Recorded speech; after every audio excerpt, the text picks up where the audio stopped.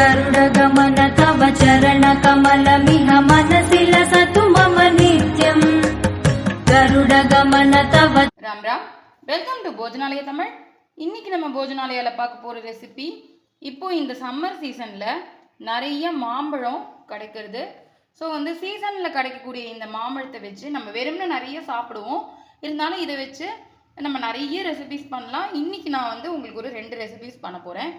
என்ன அப்படின்னா, ஒன்று மேங்கோ சர்பத், இன்னொன்று mango lassi. So first mango sharbat எப்படி பண்ணுறதுன்னு பார்க்கலாம். நான் ஃபஸ்ட்டு இந்த 2 மீடியம் சைஸ் மாம்பழம் எடுத்துகிட்டு இருக்கேன். இது வந்து மேங்கோ சர்பத் பண்ண போகிறோம். இதை வந்து நம்ம தோலை லைட்டாக இது மாதிரி பீல் பண்ணிவிட்டு சின்ன சின்ன பீஸாக கட் பண்ணி எடுத்துக்கலாம். தோலை எடுத்துட்டாச்சு. இது மாதிரி ரஃப்பாக கட் பண்ணிக்கிறேன். சின்ன சின்ன பீஸாக அப்படி கட் பண்ணி அப்படியே நான் பிளெண்டரில் சேர்த்துக்கிறேன். இப்போ இந்த சம்மருக்கு பார்த்தீங்கன்னா பசங்க எல்லாருமே ஆற்றுல இருப்பா, லீவில் நிறைய நம்மக்கிட்ட ஏதாவது பண்ணித்தர சொல்லி கேட்டுகிட்டே இருப்பா. ஸோ அதனால் இந்த மாதிரி நம்ம டிஃப்ரெண்ட்டாக பண்ணலாம். ஸோ இது எல்லாத்தையும் நம்ம கட் பண்ணி எடுத்துட்டாச்சு. இதுவே ஸ்வீட்டான மாம்பழம் தான், இருந்தாலும் கொஞ்சம் சர்க்கரை சேர்த்துக்கிறேன் டேஸ்ட்டுக்கு ஏற்ற மாதிரி. நீங்கள் ஒயிட் சுகர் சாப்பிட மாட்டீங்கன்னா நாட்டு சர்க்கரை கூட எடுத்துக்கலாம். பட் வந்து இந்த மாதிரி ரெசிபிஸ் பண்ணும்பொழுது நமக்கு வந்து ஒயிட் சுகர் போட்டு கொடுத்தா தான் குழந்தைகள் சாப்பிடுவா. ஸோ வந்து என்னைக்காவது ஒரு நாள் அக்கேஷனலாக நம்ம எடுத்துக்கிறதுனால தப்பு இல்லை. இப்போ இது நல்லா அரைச்சி எடுத்துன்னு வந்துட போகிறோம். இப்போது இது நல்லா அரைச்சி எடுத்துன்னு வந்தாச்சு. இதில் என்ன பண்ண போகிறோம்னா, நான் ஒரு கிளாஸ் எடுத்துக்கிறேன். அதில் இந்த அரைச்சதை அப்படியே சேர்த்துக்கிறேன். உங்களுக்கு எத்தனை பேருக்கு பண்ண போகிறீங்களோ அதுக்கு ஏற்ற மாதிரி சேர்த்துக்கோங்க. இதில்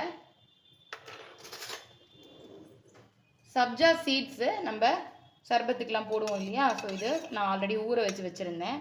தெரியாதவா சப்ஜா சீட்ஸ்ன்னு கடையில் கேட்டேன்னா கிடைக்கும். நிறைய பேருக்கு தெரிஞ்சிருக்கும், தெரியாதவாளுக்காக இது ஒரு 2-3 ஸ்பூன் நான் இதில் சேர்த்துக்கிறேன். அதுக்கப்புறம் நன்னாரி சர்பத் சிரப், அதாவது நன்னாரி சர்பத்துன்னு சொல்லிட்டு கடையில் கிடைக்கும், அதுவும் ஒரு 2-3 டேபிள் ஸ்பூன் நான் சேர்த்துக்கிறேன்.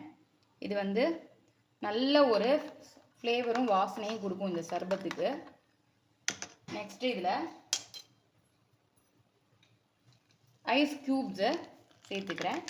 இப்போ இதை கலந்து விட்டுட்டோம் அப்படின்னா சூப்பரான சர்பத் ரெடி ஆகிடும். சூப்பராக இப்போது மேங்கோ சர்பத் ரெடி ஆகிடுது. இது நம்ம அப்படியே சர்வ் பண்ண வேண்டியதான். நெக்ஸ்ட்டு மேங்கோ லஸ்ஸி எப்படி பண்ணுறதுன்னு பார்க்கலாம். இப்போது ஆல்ரெடி நம்ம அரைச்ச மாம்பழத்துலேயே ஒரு பாதி மிச்சம் இருக்குது. இப்போது நீங்கள் வந்து ஃப்ரெஷ்ஷாக அரைச்சிக்கிறதுனாலும் அரைச்சிக்கலாம். அந்த அரைச்ச மாம்பழத்தில் நான் என்ன பண்ண போகிறேன்னா, ஓரளவுக்கு புளிச்ச தயிர், ரொம்ப புளிக்கக்கூடாது தயிர், லைட்டாக புளிச்சிருக்கணும். இந்த தயிரை வந்து நான் ஃப்ரெஷ் தயிர் ஆட் பண்ணிக்கிறேன். இப்போ அரைச்ச மாம்பழத்தில் புளிக்காத தயிர் சேர்த்துருக்கோம். இதில் சுகர் நம்ம ஆல்ரெடி அதில் போட்டிருக்கோம், ஆனால் பத்தாது. ஸோ நம்ம இன்னும் கொஞ்சம் சுகர் சேர்த்துக்கிறேன். நெக்ஸ்ட்டு கொஞ்சமாக ஐஸ் க்யூப் சேர்த்துக்கிறேன். இப்போ இதை நல்லா மிக்சியில் அரைச்சி எடுத்துன்னு வர போகிறோம். இப்போது இதை நல்லா அரைச்சி எடுத்துன்னு வந்தாச்சு. பாருங்கள், சூப்பராக வந்திருக்கு. இதை அப்படியே ஒரு கப்புக்கு நான் மாற்றிக்கிறேன். ஸோ அவ்வளோதான். மேலாப்பில் கொஞ்சம் ஐஸ் க்யூப்ஸ் வேணுன்னா நீங்கள் போட்டுக்கலாம். ஸோ சூப்பரான மேங்கோ லஸ்ஸி ரெடி ஆகிடுது. சூப்பரான மாம்பழ சர்பத் அண்ட் மாம்பழ லஸ்ஸி ரெடி ஆகிடுது. ரொம்பவே சிம்பிளான ரெசிபி.